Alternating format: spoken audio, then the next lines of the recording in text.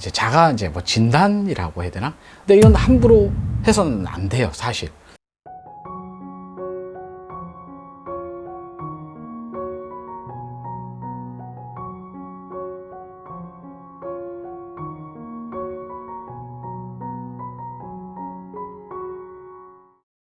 네, 안녕하세요. 천신도령입니다.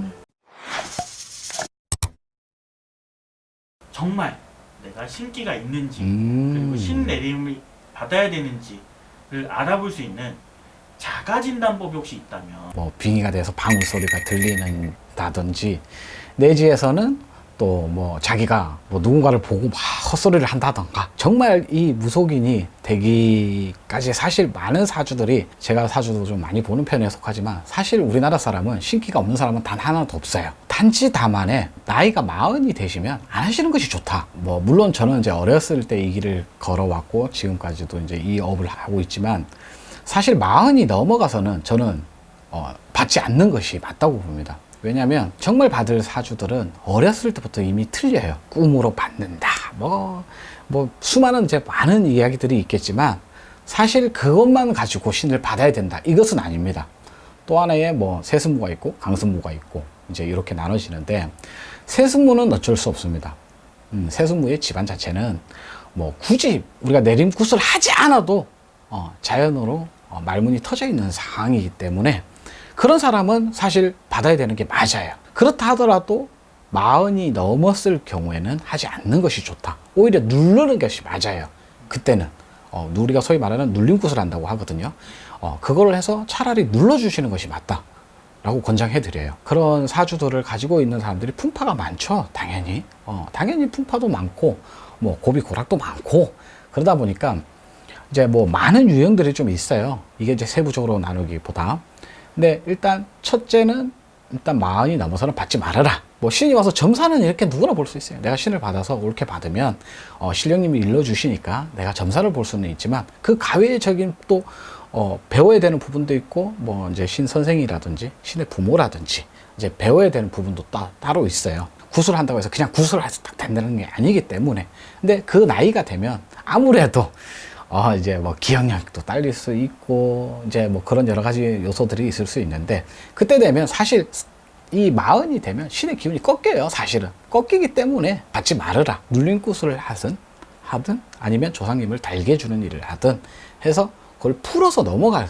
그때는 거의 다 넘어가요. 그 다음에 이제 두 번째로는 이제 자가 이제 뭐 진단이라고 해야 되나? 근데 이건 함부로 해서는 안 돼요. 사실.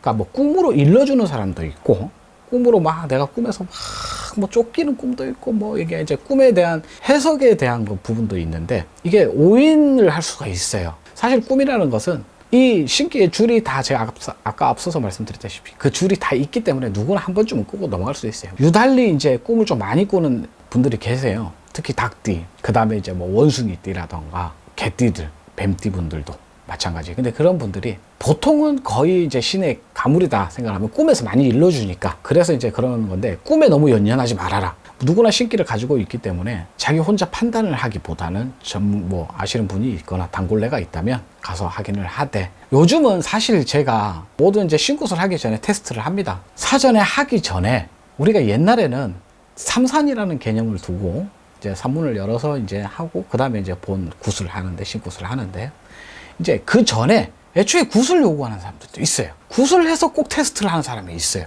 그런 선생님들도 계세요.